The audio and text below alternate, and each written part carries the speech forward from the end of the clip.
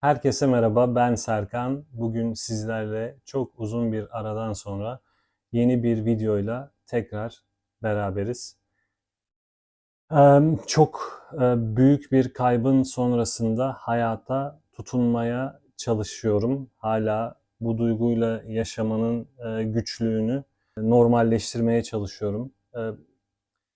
Çok zor bunu yapmak. Bir şekilde de hayat devam ediyor ve bu devam eden hayatta da tutunmaya çalışıyorsunuz. Yas duygusu benim ilk defa yaşadığım bir duygu. İşte 40 gün sonunda bütün mumlar, 40 tane mum yanarmış insanın içerisinde.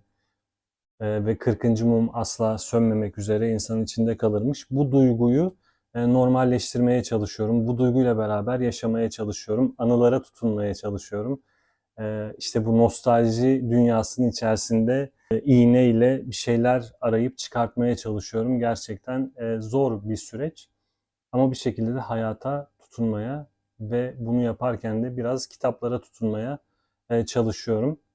Bugün sizlere teknolojinin nimetleri sayesinde, yani 1000 kitaba bu kitabı kaydettiğim için okumaya başladığım zamanı 37 günde bitirdiğim Gabriel Garcia Marquez'in başyapıtı olan 100 Yıllık Yalnızlık kitabından bahsetmek istiyorum. Biraz bununla ilgili konuşmak istiyorum. Aslında ben bu kitapları okuduğum zaman, özellikle klasikleri okuduğum zaman bu kitapla ilgili yazılmış işte varsa makaleler, varsa yazarın kitapla ilgili düşünceleri, röportajları, bunları okumayı çok severim. Çok daha detaylı anladığımı düşünüyorum. Bir tür ileri okuma olarak da görebiliriz bunu. Bu videoyu çekmeden önce bunu yapmak istemedim. Çünkü tamamıyla bireysel bir şey okuma deneyimi. Bir kitabın bir insana verdiği hisler, duygular tamamıyla yani insandan insana değişen bir duygu. Ve bu duygu içimdeyken biraz kafamı toparlamaya çalışırken bu videoyu çekmek istedim. Çünkü 100 Yıllık Yalnızlık çok uzun zamandır kitaplığımda duran bir kitaptı. Yıllar önce elime alıp yarısından çoğunu okuyup bir hafta sonra tekrar elime aldığımda o karakterlerin karmaşasında kitaba detaylı bir şekilde giremediğim bir kitaptı. Ve tam zamanında okuduğumu düşünüyorum şu anda 100 Yıllık Yalnızlığı. Hayatın kırılma noktalarından birisinde okumam gerektiğini ve bu sinyali bu şekilde alıyorum. Yani yıllar önce okuyamamamı, uzun zamandır kitaplığımda olup elimin gitmemesini buraya bağlıyorum. Çünkü bunun bir sebebi varmış. Öyle düşünüyorum. 100 yıllık yalnızlıkla ilgili tabii ki bildiğiniz klişelerden çok bahsetmek istemiyorum. İşte 7 kuşak, hepsinin isimleri aynı, takip etmek çok zor. Evet, bunların hepsi çok doğru. Ama bu kitap sadece bundan ibaret değil gerçekten. Müthiş bir başyapıt. Bir edebiyat şelalesi. Neresinden tutarsanız tutun müthiş bir okuma deneyimi sunuyor herkese. Bana öyle oldu. Çok sevdiğim bir kitap oldu gerçekten. Bugüne kadar okuduğum en iyi kitaplardan birisi oldu. Netflix'te dizisi de var. Birinci bölümünü izledim. İzlerken gerçekten tüylerim diken diken oldu. Ben uyarlamaları çok sevmem. Yani kitapta benim kafamda kurduğum dünyayla biraz farklı olurlar. Ama bu böyle olmadı. Diziyi de yavaş yavaş izlemeye devam edeceğim. Bilmiyorum, çok detaylı incelemedim de acaba bir sezonda bütün hikayeyi anlatıyorlar mı? Bilmiyorum ama kitabın sonuyla başlıyor dizi ve gerçekten tam böyle birbirine bağlandı. Çok güzeldi benim için. Bakalım, izlemeye de devam edeceğim. İzledikçe güncellerim. Bakalım neler olacak. Yüzyıllık Yalnızlık dizisinde de. Karakterleri de sevdim. Yani kafamda canlandırdığım gibi oldu. Güzel bir işe benziyor. Ben tabii ki bir işte sinema eleştirmeni asla değilim. Hiç bir şey izlemeyen birisiyim hatta.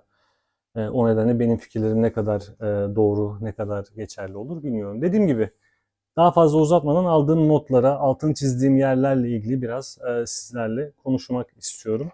Çokça beni etkileyen yer, çokça beni etkileyen sahne oldu. Ama 100 Yıllık Yalnızlık'ta aslında beni en çok etkileyen şey zamanın bazen aktığı, bazen de bir çemberin içinde döndüğü anları gözümüze sokuyor Gabriel Garcia Marquez.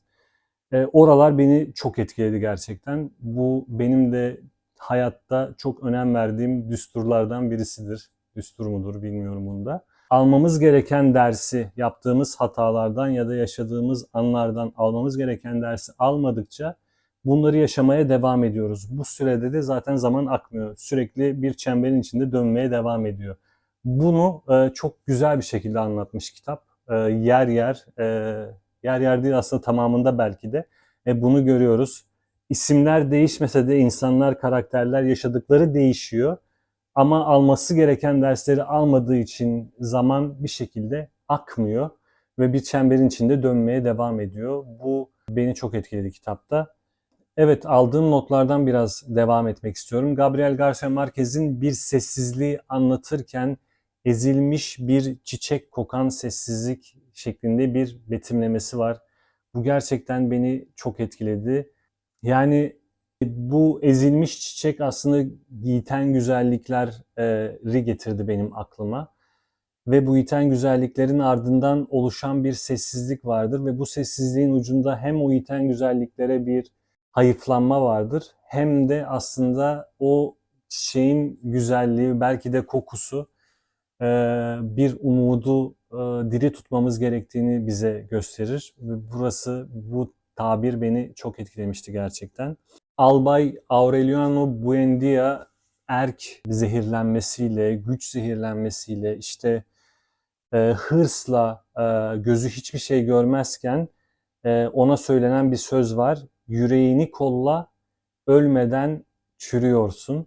Gerçekten bir insana verilecek belki de en değerli öğütlerden birisi, yapılabilecek en güzel uyarılardan birisi olduğunu düşünüyorum. İşte o kaybolan güzel duyguların, vicdanın tekrar insanın içerisine gelmesi gerektiğini söyleyen bir nasihat aslında çok beni etkilemişti yine. Bu aynı zamanda zamanın yine akmadığı, işte o çemberin içerisinde döndüğü anlardan birisiydi ve bu beni çok etkilemişti.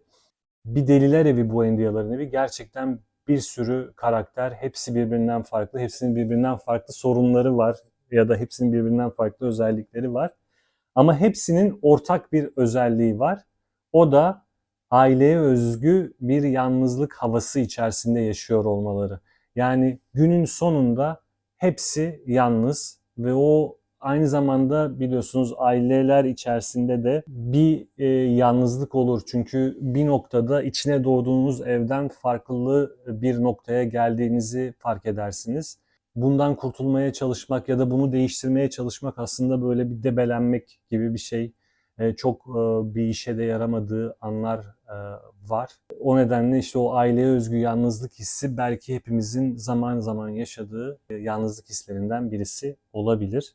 Yine beni çok etkileyen yerlerden birisi, anılar kuşaktan kuşağa geçmiş ve kalıtım yoluyla büyük babasının anıları ona aktarılmıştı. Muhtemelen bir Arcadio ya da bir Jose Arcadio ya da Aureliano'nun hislerinden birisi bu büyük ihtimalle. Ama bunu okuduğum zaman benim aklıma 30 yaşından sonra hiç sevmediğim İç Anadolu, işte Bozlak türküleri dinlerken kendimi böyle çok iyi hissettiğim anlar geldi. Ya da ne bileyim içine doğmadığım, büyümediğim işte ata toprağında kendimi çok çok iyi hissetmem geldi ve güzel bir gülümseme geldi o anda ve bu okuduğum satırlar beni mutlu etti. Yaşlılığın iyi geçmesi için yalnızlıkla yıldızını barıştırmak gerektiğine inanıyordu. Şimdi şöyle söyleyeceğim, kitap tabii ki adından da mütevellit, yalnızlıkla ilgili çok fazla vurgu var kitapta. Burada anlattığı şey de aslında insan yaşlandıkça özellikle, yani yaşı biraz ilerledikçe gönüllü bir yalnızlığı kabul etmek zorunda olduğunun farkına vardığında çok mutlu oluyor. Ve bu şekilde hayatını sürdürmek, yani o yalnızlıkla yıldızının barıştırması gerçekten geri kalan hayatı boyunca onu mutlu ediyor. Ama kimisi de bu yalnızlığı asla kabul etmiyor. Sürekli kalabalıklar içerisinde olmayı tercih ediyor ama ruhunu besleyemiyor. Bu gönüllü yalnızlığı kabul etmediği zaman da insan doyumsuz bir hale geliyor. O nedenle işte gerçekten yaşlandıkça insan bu gönüllü yalnızlıkla biraz yıldızını barıştırması gerektiğine inanıyorum ben de. Yani çok daha fazla, çok daha detaylı konuşmayı tabii ki isterim ama sizi de çok sıkmak istemiyorum. Benim için kitabın sonlarına doğru altını çizdiğim bir yer gerçekten bu kitabı özetliyordu. Nerede olurlarsa olsunlar, geçmişin bir yalan olduğunu, anıların dönüşü bulunmadığını, geçip giden hiçbir baharın ele geçirilmeyeceğini öğütlemeye başlıyor oradaki bir kitapçı. Geride kalan son Buendia'ya. Bu da işte geçip giden hayatın bu nostalji kırıntıları içerisinde bazen hayıflanarak, bazen mutlu bir şekilde andığımız anılardan ibaret olduğunu ve o zamanların bir daha geri gelmeyeceğini bize çok güzel bir şekilde anlatıyor. Şimdi ben tabii ki kitapla ilgili kendi düşüncelerimi de yazdığım bir yer var burada ama size sonunu okumak isterim. Bir aile hikayesi ile hayatın tüm gizli gerçeklerini açığa çıkaran bu sonsuz eseri okuduğum ve deneyimlediğim için kendimi çok şanslı hissediyorum. Buendia'ların Deliler Evi'ni gerçekten çok özleyeceğim. 2025 yılının ilk videosu bu şekilde olsun. Biraz daha durağan, biraz daha sindirerek kitapları okuduğum videolar gelecek. Özellikle okuduğum değerli eserlerden sonra bu sakin anlatıları bolca duyacaksınız. Çünkü içimden gelen bu şekilde aslına bakarsanız. Ve bu yıl okuyacağım aslında çok fazla değerli eser var. Bunlarla ilgili de bolca konuşacağımız videolar olur inşallah. Buraya kadar izlediyseniz çok teşekkür ediyorum. 1630 kişiyiz şu anda. Bu benim hayal edemeyeceğim rakamlardan birisi gerçekten. Hala burada olduğunuz için tabii ki yer yer kayıplarımız oldu. Yolda kaybettiğimiz arkadaşlarımız oldu. Ama canları sağ olsun. Bu konuşmalar, bu şekilde paylaşımlar hoşunuza gidiyorsa bundan sonra kanalda bolca bunlardan duyacaksınız. Abone olursanız, arkadaşlarınıza tavsiye ederseniz ve videoyu beğenirseniz çok sevinirim. Benim için çok değerli bu yardımlarınız, öyle söyleyeyim. Kendinize çok çok iyi bakın. Bir dahaki videoda görüşmek üzere. Hoşça kalın.